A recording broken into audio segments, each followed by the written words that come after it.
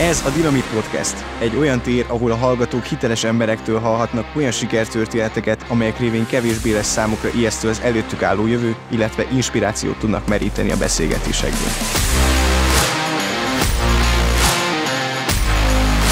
Tussai Szilárd, ügyvezető igazgató, Goodwill cégcsoport, az Erdélyi Református Egyházkerület Diakónia Keresztény Alapítvány országos koordinációs irodájának igazgatója, diakóniai külügyi osztály referense. Szívügye a rendezvényszervezés és a diplomácia.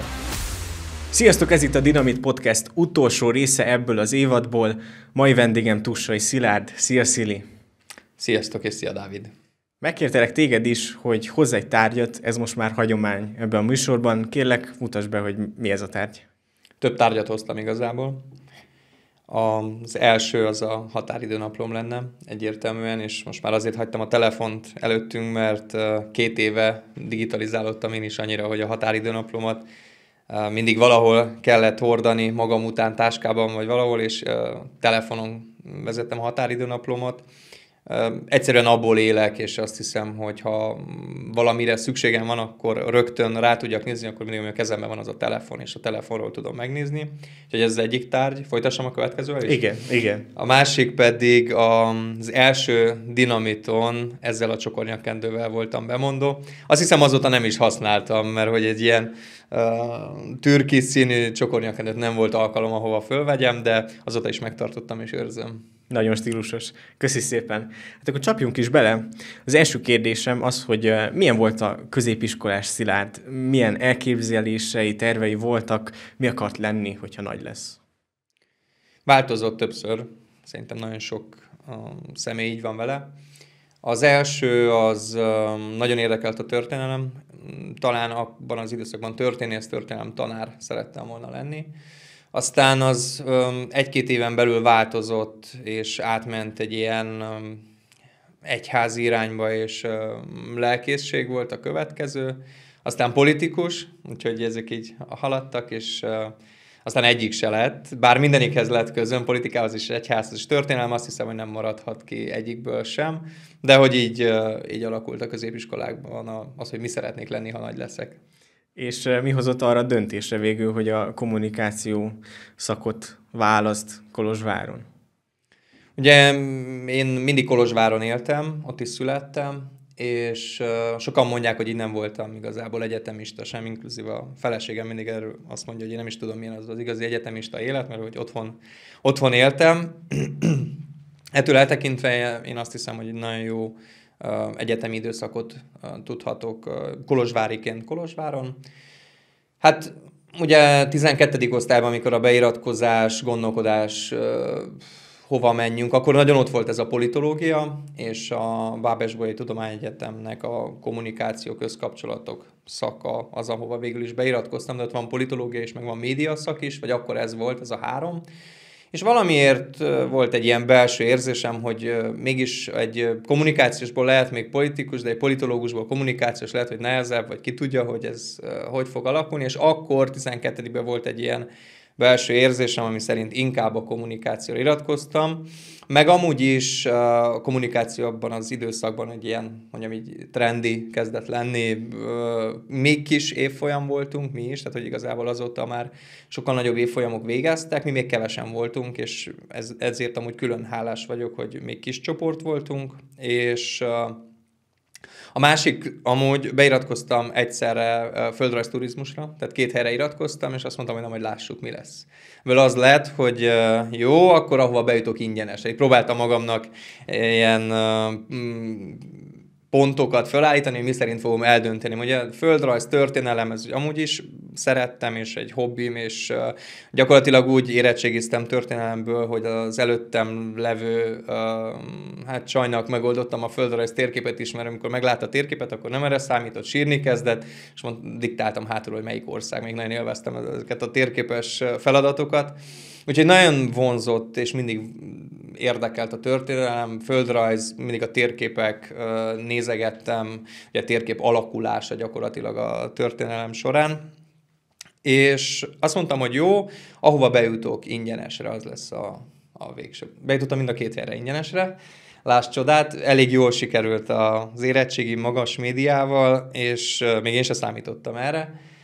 De valahogy akkor mégis azt éreztem, hogy na jó, legyen kommunikáció, aztán max majd mesterizek turizmusban. És akkor a diplomácia és nemzetközi kapcsolatok mesteri hogy jött? Az már egy teljesen másik történet volt, olyan szempontból, hogy a kommunikáción nagyon sok mindent tanultunk, és ez amúgy nagyon jó volt. Párhuzamosan az egyházi ifjúsági szervezetnél tevékenykedtem, nagyon sok helyen önkénteskedtem, néptáncoltam, tehát mindig ilyen, azt szoktam mondani, hogy párhuzamos életeket éltem különböző közösségekben, és ez már kicsi koromtól, gyakorlatilag gyerekkoromtól mindig sok helyen, sok mindenben voltam benne. Okoz ez egy ilyen kisebb hiányérzetet is, hogy mi lett volna, ha csak egyre fókuszálok, hogy lehet, hogy akkor én nagyon jó táncos lettem, vagy nagyon jó focista lettem volna, vagy most mondhatnék bármit, hanem mindenhol, és akkor ilyen kapkodásszerűen alakult az életem már gyerekkoromtól, és mindig futottam egyik helyről a másikra, és gyakorlatilag eltelt 10 év az alapképzésem és a mesteri tanulmányaim között. A mesteri tanulmányaim az gyakorlatilag egy ilyen leképzése volt annak, hogy az elmúlt 10 évben mit csináltam, akkor arról legyen egy okmányom, legyen egy papírom, mert a diplomácia az megint egy hobbi, meg a protokoll. Elvégeztem protokollképzést, ugye az egyetem után 5 évig voltam egy európai ernyőszervezetnek az elnökségében, ahol cserekapcsolatokat bonyolítottunk le 18 ország között képzéseket, hosszú távú, rövid távú képzéseket, és nagyon élveztem felfedezni más országoknak a kultúráját. Mai napig az egyik hobbim a kirándulás, az utazás, új helyeknek a felfedezése. Most nem tartom számon feltétlenül most ilyen listaszerűen nagyon, de azért 51 országba sikerült eljutni, és ezeknek az országoknak a kultúrája, a kulturális hátterét megismerni, emberekkel találkozni, ez nekem nagyon élvezem, nagyon felfedezésszerű, nagyon felfedezés szaga van. És azt mondtam, hogy ha már indul ez a képzés amúgy is, és gyakorlatilag eddig, amit én csináltam 10 évig, ez úgy benne volt mögött az utazások, a más kultúrákkal való kapcsolat, a globalizálás, stb. Tehát ezek a témák nagyon érdekeltek, protokoll, rendezvényszervezés, és én úgy éreztem, hogy ma mondjuk a kommunikációs döntés is a rendezvényszervezés miatt volt többnyire, de úgy éreztem, hogy akkor ez ilyen kiegészítésként, meg ilyen lezárásként az ikés múltam, az ifjúsági munkában való tevékenységem, azt ugye nagyon szépen le tudja zárni egy ilyen visszatekintés, és a diplomamunkám is gyakorlatilag az ikének maga, mint szervezeti struktúrájának az újraépítéséről szólt. Úgyhogy picit úgy érzem, hogy ez a 2 év mesteri, ez olyan volt, hogy az elmúlt 10 évemnek az összefoglalásaként jött létre, legalábbis a diplomamunka mindenképp. Tehát akkor utazások, munka, tanulmányok. Volt ezek közül olyan kudarc élményed, amit így mai fejjel sikeres kudarcként tudsz felidézni? Nem tudom, soroljak mindenikből egyet? Hát a kedvencedet. Szerintem nincs élet, kudarc, mondhatnám azt, hogy tragédia nélkül, és ezt a tragédia szót azért használom, mert nemrég egy lelkészbarátunkkal beszélgettünk erről, és ő fogalmazta meg, hogy nem létezik emberi élet tragédia nélkül. Kérdés, hogy mikor és mekkora, vagy hogy éljük azt meg, hogyan lendülünk túl rajta. Úgyhogy nyilván volt, de ezeket mind úgy éltem meg, és élem meg mai napig, hogy ezek gyakorlatilag helyzetek, amelyekből milyen ügyesek vagyunk, és mit tudunk kihozni belőle. És abszolút, ugye maga a Dinamit is, amikor sikerkonferenciaként jött létre, sokáig ötletelés szintjén ott volt, hogy annyi sikerkonferencia van, hogy azért kudarckonferenciát is kellene szervezni. Én tudom, hogy most már szerveznek ilyen kudarckonferenciákat is, mert hogy a kudarc az egy negatív töltetű szó, ugye, úgy éljük mi meg, de a kudarcból nagyon sok mindent lehet tanulni. És hogyha így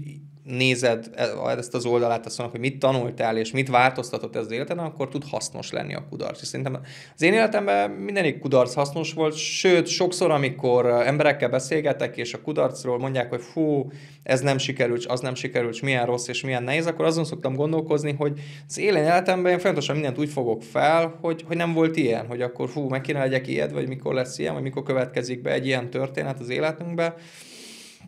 Úgyhogy persze voltak, de mindenből azt emeljük ki, hogy akkor mit tanultunk belőle. És akkor, ha már rákérdeztél, hirtelen az első, ami eszembe jutott, az utazás kapcsán, amikor nem gondoltam volna, hogy megtörténik velem egy ausztráliai kirándulásban egybekötött gyűlésre kellett menni, és a vízumot nem kaptam meg. Tehát nem gondoltam volna, hogy ez megtörténik velem, velünk, gyakorlatilag akkor még a jegyesen volt a mostani feleségem, és elindultunk az útnak, mert bíztattak, hogy meg fogjátok kapni. 3-szoros átszállással indultunk Ausztráliába, és egyszerűen Bangkok 3 nap, aztán Szingapúrról pedig értesítettek, hogy nem engednek fel a repülőre, mert nincs vízumunk Ausztráliába. Ezt követte 17 gyönyörű nap az indonéz szigeteken, ami a házasságunknak azt hiszem, hogy az első ilyen alapköve lett. Ezért mondom, hogy mit tanulsz belőle, hogy ott rájöttünk, hogy kész, innen tovább nem engednek.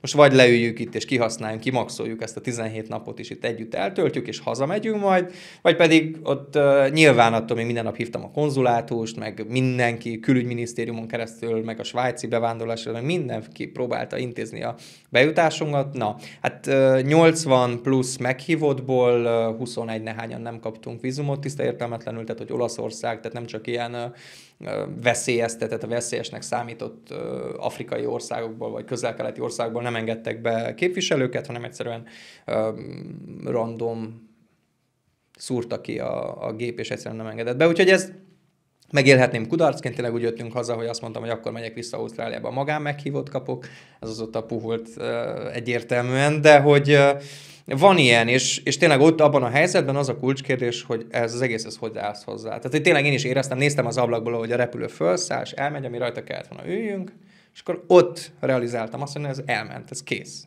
Innen nincs tovább. Jó, leültünk, és akkor azt mondtuk, hogy mit tudunk csinálni. El tudod képzelni, hogy Szingapúrban milyen árak vannak, ilyen kis, akkor aludtunk életünkben először ilyen podba, aztán rájöttünk, hogy közelik a hétvége, konzulátus már nem csak, hogy intézkedni, meg vízumot, meg telefon, tehát hogy nem is fognak válaszolni, és akkor azt mondtuk, hogy na ennyi pénzért, amennyire itt Szingapúrban egy napot eltöltünk, azért Indonéziába átmentünk egy kis szigetre, és ott egy 4 csillagos luxusszállodba pihentünk, meg élveztük az életet. Úgyhogy ezekből tényleg olyan lehetőségek, amit ki kell maxolni, és ki kell hozni a maximumot belőle, mert soha vissza nem térő lehetőségek. Köszi szépen! A következő kérdésem az lenne, hogy mi volt a motivációja a 18 éves önmagadnak, a 20-as éveidben levő önmagadnak, és mi a motivációd most? Hát mindig, amiben benne voltam, és benne vagyok, és amit csinálok, azt nagyon szeretek. Én nem emlékszem, nyilván vannak nehezebb napok, vagy vannak pillanatok, amikor egy nehezebb beszélgetés, vagy konfliktusos helyzet van, vagy stresszesebb időszak van, amikor az ember egy picit úgy érzi, hogy akkor most mély levegő, és túl leszünk rajta, de hogy mindig az motivált, most nyilván az első szesszió nagyon nehéz volt, tehát ez egy kudarc volt, de aztán nem tudtuk, hogy ezt végig kell csinálni, és kész. De valahogy mindig ez visz előre, hogy van egy ilyen belső öntudat, én amúgy nagyon szeretem a rendet, tehát nekem ez az alapmottom is, hogy rend a lelke mindennek, és én azért is mondtam a határidőnaplót, hogy visszacsatoljak, és ebben a rend a lelke mindennek van egy olyan motiváció, hogy akkor ez az én feladatom, ez az én dolgom, ezt meg kell oldanom, és kész. Nagyon, tehát hogy ez a rend, ez nem csak kifele, hogy mit tudom én, szín szerint vannak az ingeim a szekrényben, hanem egy belső rend is, hogy már pedig szilárd szedd össze magad. Itt most nem, most mondom a 18 meg a 20 éves motivációmat, hogy volt egy ilyen belső beszélgetés, hogy akkor szilárd, itt most összeszedjük magunkat, és tovább lépünk, és megyünk, és csináljuk, és kész. Itt nincs pofázás. Tehát, hogy egy ilyen szigorú, mert amúgy szüleim például velem nem voltak soha szigorúak, vagy nem érzem úgy, hogy nagyon szigorúak lettek. Lehet, mikor kisgyerek voltam, de hogy így nem voltak szigorúak tínédzserkoromban soha, és akkor így kialakult saját magammal egy ilyen szigorú tartsuk magunkat, és ahhoz, amit megértünk, azt megcsináljuk, stb. És ezt mai napig így igyekszem vinni, tolni előre, és ez természetes lett most már, vagy természetes. És ez motivál, nem is gondolkozom azon, hogy akkor most, vagy nem is engedi a belső elképzeléseimet, hogy egy picit variáljon, hogy mi lenne, ha nem. Tehát akkor ez ilyen 18 éves, 20 éves mostani fejjel átívelő motiváció? Mondhatjuk? Igen. Talán annyi még, hogy amikor valami esetleg úgy érzem, hogy nem úgy sikerült, ahogy szeretném, akkor ott átgondolom, és olyankor azt próbálom leszűrni, hogy akkor esetleg miért nem történt meg, vagy miért történt épp úgy, esetleg hol csúszhatott el, és el kell fogadnom, hogy ezek így rendben vannak. Köszi szépen.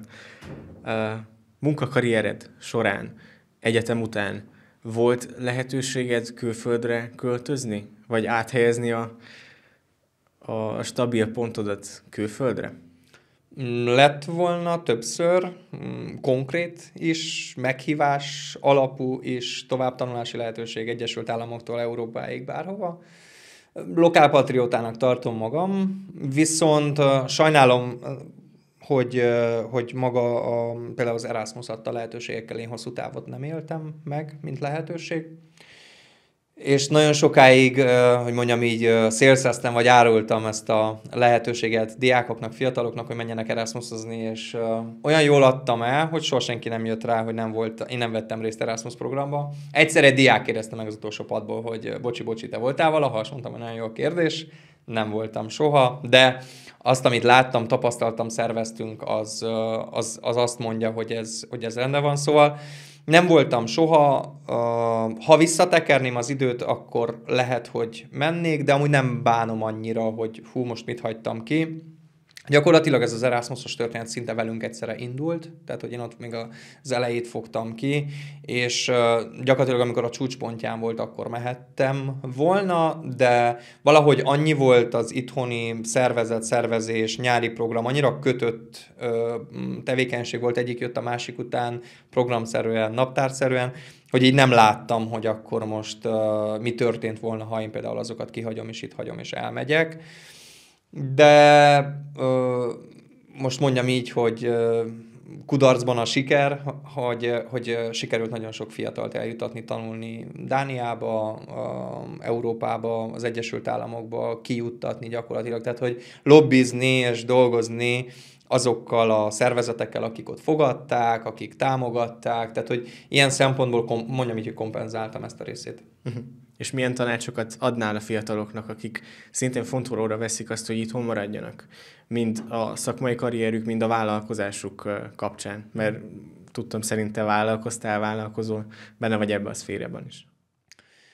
Mindenből lehet tanulni, tehát, hogy tehát úgy kell hozzáállni, nem biztos, hogy sokan jöttek haza úgy, hogy ez nem sült el jól, vagy nem volt jó tapasztalat, vagy egyszerűen honvágya volt. Tehát voltak ilyen visszajelzések is.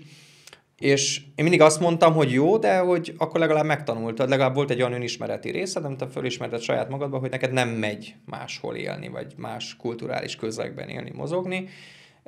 Most 2024-ben én azt gondolom, hogy ez nagyon-nagyon sokat változott. Ugye a világ önmagában, mondjam azt, hogy ugye egyre fokozottabbak a konfliktusok, nem tudjuk, hogy ez hova megy és mi lesz. Egyáltalán az identitás, mint olyan, tehát hogy eddig én úgy éreztem, hogy ezek a kapcsolatok arról szóltak, hogy az egymás identitásának a megismerése, és eddig. Most viszont az érzem, hogy ezen túllépjük ezeket a határokat, és próbálnak alakítani az identitásodat is. Ettől még jó tanulás lehet elmenni külföldre. Én ezt soha nem mondtam, hogy nem. Azok a fiatalok, akik érzik, hogy kipróbálnak, mindenki bátorítani, próbálják ki. Nem történik semmi, ugye a saját példámból él, vagy attól féltem, hogy mi lesz a szervezettel, ha én elmegyek egy fél évet, vagy évet, vagy 2. Nem fog történni semmi. Vagyis, hogy olyan szempontból, hogy akkor most bezárják a kapuit. Ha be kell zárják a kapuit, is be fogják zárni a kapuit. Ha meg nem, akkor fog menni. Tehát tovább túl fogja élni azt a történetet, és a Covid időszak erre egy nagyon jó példa, akkor nagyon sokat olvastam például az IKEA-nek a múltjáról, és ott láttam, hogy gyakorlatilag a történelem ismétli önmagát, mindig vannak fentek, lentek, ez egy ilyen, és ettől szép ez a történet, hogy mindig újra tud alakulni. Úgyhogy bátorítani tudok mindenkit, hogy merje ezeket a történeteket fölvállalni. A legveszélyesebb nyilván az, hogy mit mond a környezeted, hogy na, ez is elment és nem sikerült, és ugye, hogy hazajött. Én most ma 2024-ben nem, tehát hogy anyagi szempontból nem hiszem, tehát hogyha egy mérlegre teszek mindent, akkor mondjam így, hogy ugye ez a szó, hogy nem éri meg elmenni.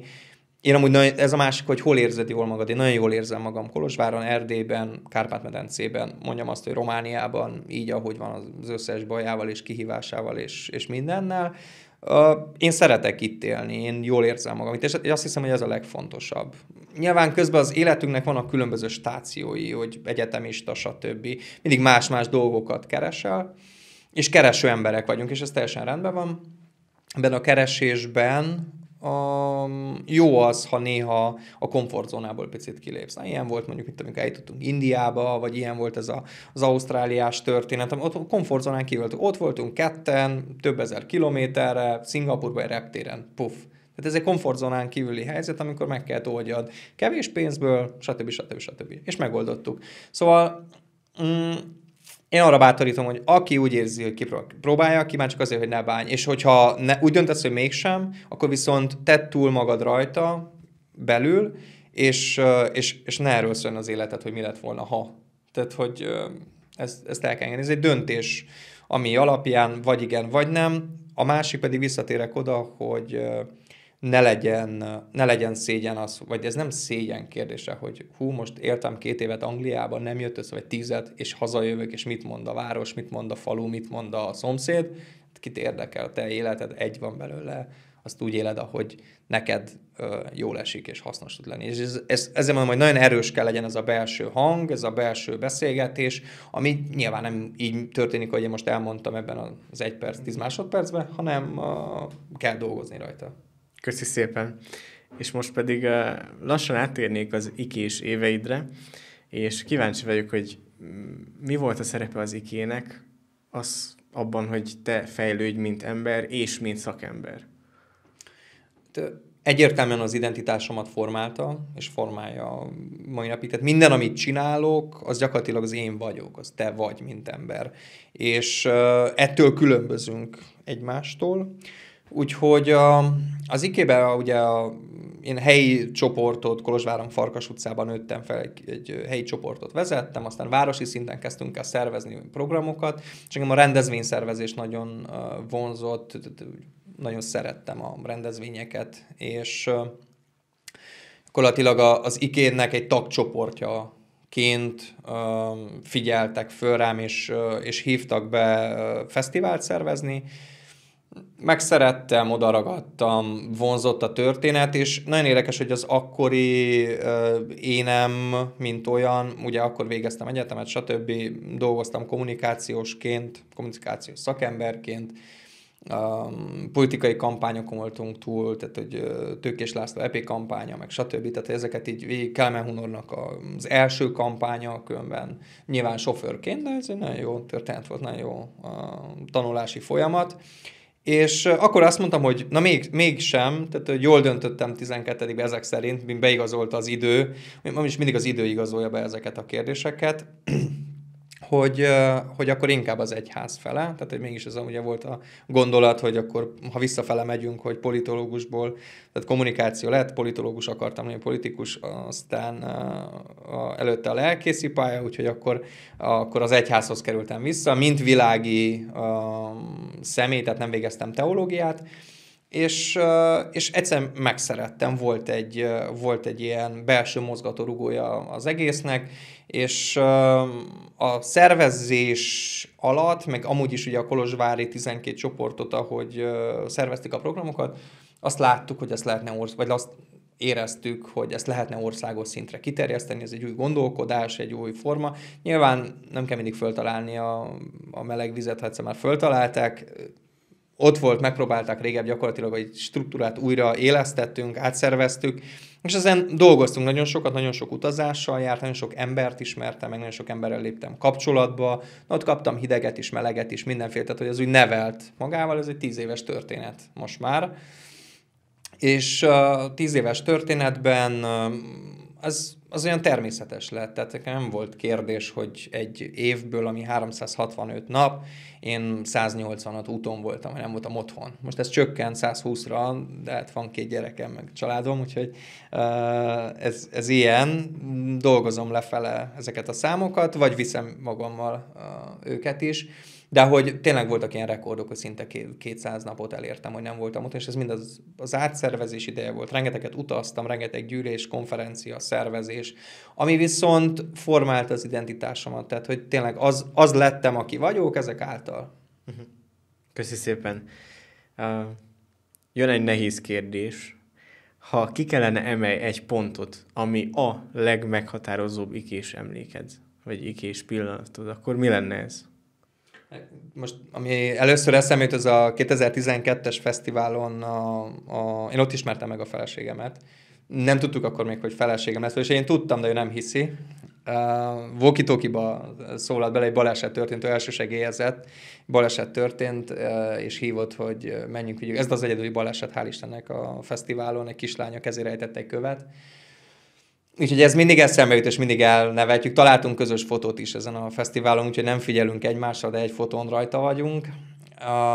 Úgyhogy ez az a pont, gyakorlatilag tényleg így, hogy összenőtt. Tehát mi, ha valamin vitatkoztunk a párommal azokban az években, akkor biztos, hogy csak a fesztivál vagy az IKEM miatt volt. Tehát egyébként nem tudtunk vitatkozni, hanem csak a rendezvényszervezés kapcsán. Ugye ő volt a programfelelős főszervezőként, foglalkoztam a fesztivál, és akkor mindig a fesztiválos dolgokon vitatkoztunk esetleg, nem mondom, hogy veszekedtünk, de vitatkoztunk esetleg.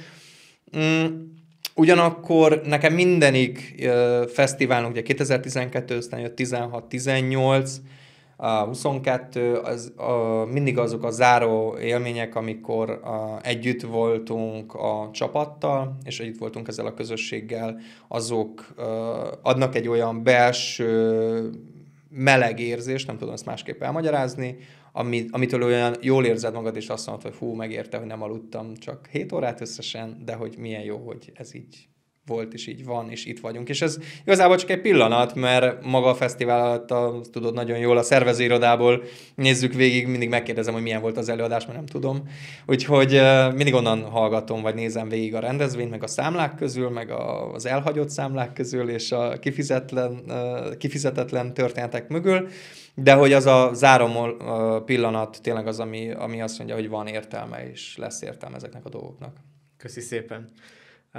A következő kérdésem az picit a mostra szól. Hogyan tartod fenn az inspirációt és a kreativitásodat így a munkakörnyezetedben és a mindennapokban? És hogyan tudsz kikapcsolódni? Azt hiszem, hogy elhangzott itt már sokszor, és ezt nem is lehet másképp. Nagyon sok előadáson elmosolyogok, amikor azt mondják a beszélgetők, vagy éppen az ügyvezetők, hogy hát nekem hobbim a munkám. Ezt nem lehet másként. Tehát, hogy ha nem szereted, és nem úgy csinálod, hogy nem veszed észre, hogy 10 órája ezt csinálod, akkor ezt szerintem nem lehet másképp csinálni. És ezzel nincsen semmi baj, addig, ameddig te jól vagy benne, vagy rendben vagy benne, és nem nincsen egészségügyi, vagy bármilyen egyéb bajod. Az utazás. Én ha utazok, akkor mindig feltöltődök. Mindegy, hogy vezetek, vagy a repülős utazások a legjobbak, vagy az ilyen külföldi elutazások konferenciára, ott jut eszembe a legtöbb jó ötlet. És volt egy időszak, amikor kiestek ezek, és az érzésem mondtam is otthon, hogy én azt hiszem, hogy kezdek kiégni, vagy kiégek. És akkor rájöttünk, hogy nagyon rég nem utaztam, vagy nem volt valami olyan, ami így inspiráljon, és bekapcsoljon. Tehát nekem nagyon, nagyon sokat segít az, hogy utazzak, konferencián vegyek részt, hallgassak. Mindig eszembe jut egy csomó dolog, és akkor telefonomban jegyzetelek, de mindenről. Tehát, hogy ilyen új ötletek általában ott születnek meg a repülőn és az utazás ideje alatt. Az egy másféle, gyakorlatilag ott kapcsol ki igazából az agyam. Tehát, hogy ilyen nagyon sokszor előkapom gyorsan a laptopot, és még jegyzetelek valamit a repülőtéren, ameddig várok. Ez így alakult ki. A feltöltődés, kikapcsolódás Igyekszünk mi is szabadságra menni, attól még esténként megnézem ott is az e-maileket, nem titok ez, és nem tudom, hogy kontrollmánia, csak ha van valami olyan, akkor ránézek, mikor már mindenki alszik, és akkor félrevonulok, és akkor akkor nyugodtan ott tudok lenni, erre rájöttem, de azért mondom, hogy egy ilyen önismereti történet. Ismerem magam, hogy ezt megnézem, és kész, ennyi rendben van. Én ezekben mindig feltöltödök, és a legjobb kikapcsolódás, amit felfedeztem, az a mozgás. Szaladok. Ha télen hideg van, és falusi környezetben lakunk most már másfél éve, a kutyák megesznek, úgyhogy bent futok, egy futópadra kerültem, akkor is úgy, hogy közben nézek egy előadást, és a telefonom félre van téve. Régebb a focizás az nagyon jó volt, csak most a programommal nehezen tudom összeilleszteni. Illetve a másik, amit így felfedeztünk, az a kirándulások során a buvárkodás, hát nem ez a profi, hanem a snorkeling egyszerűen, tehát az annyira ki tud kapcsolni, hogy onnan, amikor kijövök, akkor ilyen tényleg úgy érzem, hogy annyit pihentem, hogy hihetetlen. Tehát elveszítem az időérzékemet, nincs ez a hány óra, ami van, stb. És akkor tényleg nagyon rövid idő alatt, nagyon gyorsan tudok amúgy felépülni ezekből. Tehát én, ha, 3-4 napig mindenmentes életet élek, akkor nem tudom, átesek egy ilyen nagyon rossz holdpontba, nagyon rosszul érzem magam, és az ilyen büntetés nekem. Úgyhogy én szeretek aktív lenni,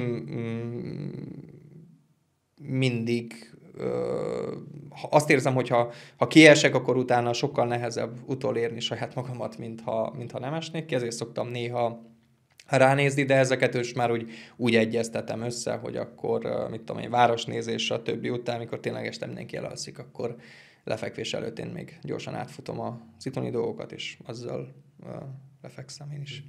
Köszi. Minden a miérttel kezdődik, ezt mondta Simon Sinek, ismered te is jól. Az a kérdésem, hogy van-e neked életmottód? A rend a lelke mindennek, azt nagyon sokszor mondtam, és használtam is. Emellé szoktam csatolni a kedvenc igémet is, ami mindig ott van, és ez azért is jó, mert tudatosít arra, hogy sem nem azért, aki fut, és sem azért, aki akarja, hanem egyedül a könyörülő Isteni.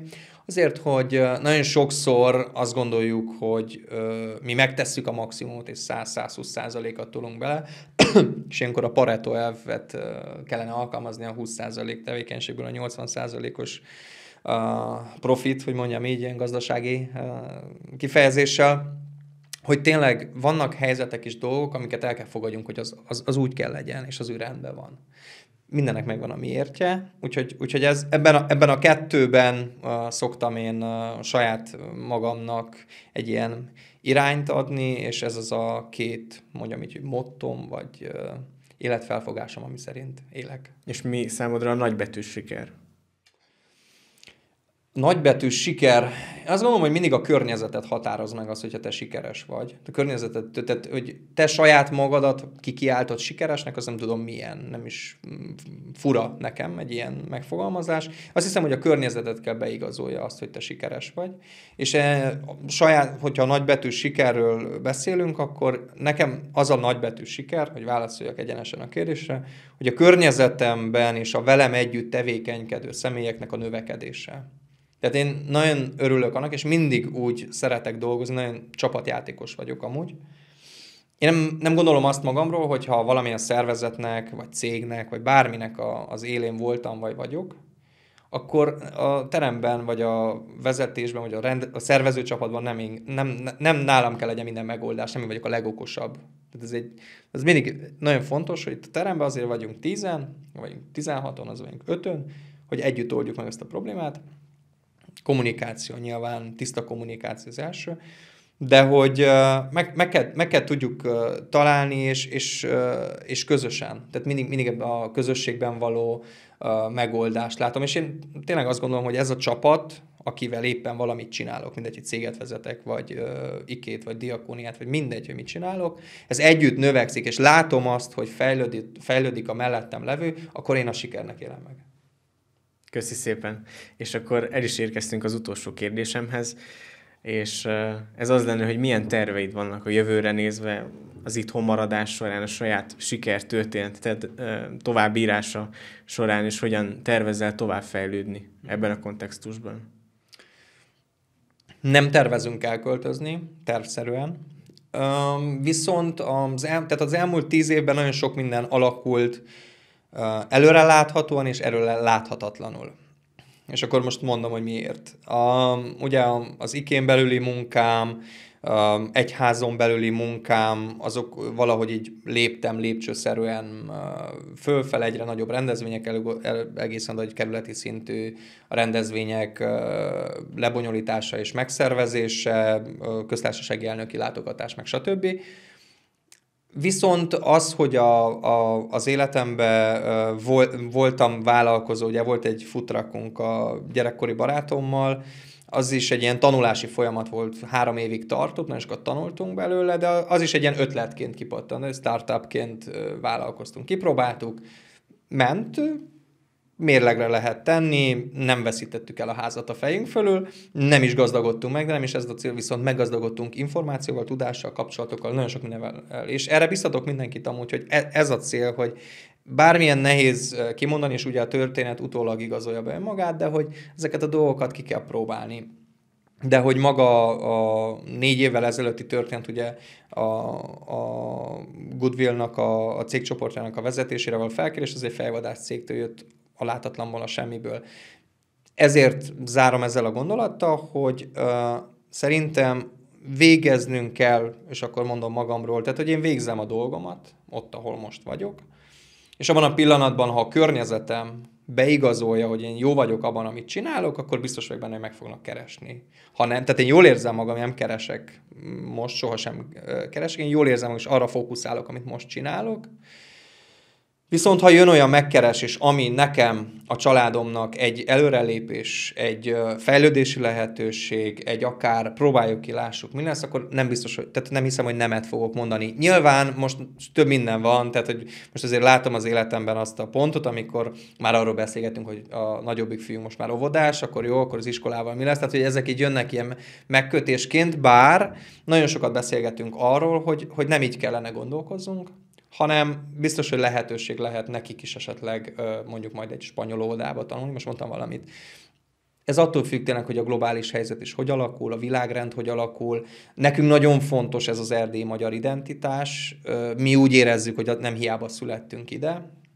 Feleségem orvosként pláne, de én sem. Most azért mondom, mert bármelyikünk nagyon könnyen mondjam így, hogy akkomodálódik, vagy akklimatizálódunk bárhova valószínűleg. Pont azért, mert van ez a kapcsolódás és érdeklődés a másik iránt, viszont nagyon-nagyon fontos és ezt ki is akarom így mondani, hogy nekem nagyon fontos, és az identitásomnak része az, hogy erdélyi magyar református vagyok, és ez meghatároz egy bizonyos mindenhol, tehát nem csak egy helyen máshol, hanem ez vagyok én, így vagyok én, tetszik, jó, megvannak az elveim, és én ezt szerint élek. Hogy hol leszek 5 év múlva, nem tudom megmondani, és sokszor gondolkoztam rajta, mert az iskolában is voltak ilyenek, hogy na majd írjátok le 10 év múlva, hol lesztek. Azt gondolom, hogy mindig élni kell a lehetőséggel, ami épp jön, ha a te identitásodnak és a te elveidnek megfelelnek, és úgy tudod igazítani, és úgy tud téged alakítani, hogy te ebből jobb leszel, fejlődsz. Tényleg, ez a te életed, ez rólam szól, rólad szól, rólunk szól, és ennyi. Köszönöm szépen, és kívánok neked sok jó szerencsét, kreativitást mindezekben, és köszönöm szépen az egész évados figyelmet. Kérlek, iratkozzatok fel, kövessétek a Facebook és Instagram csatornáinkat is. Köszönjük szépen a teret a Média Műhelynek is. Sziasztok!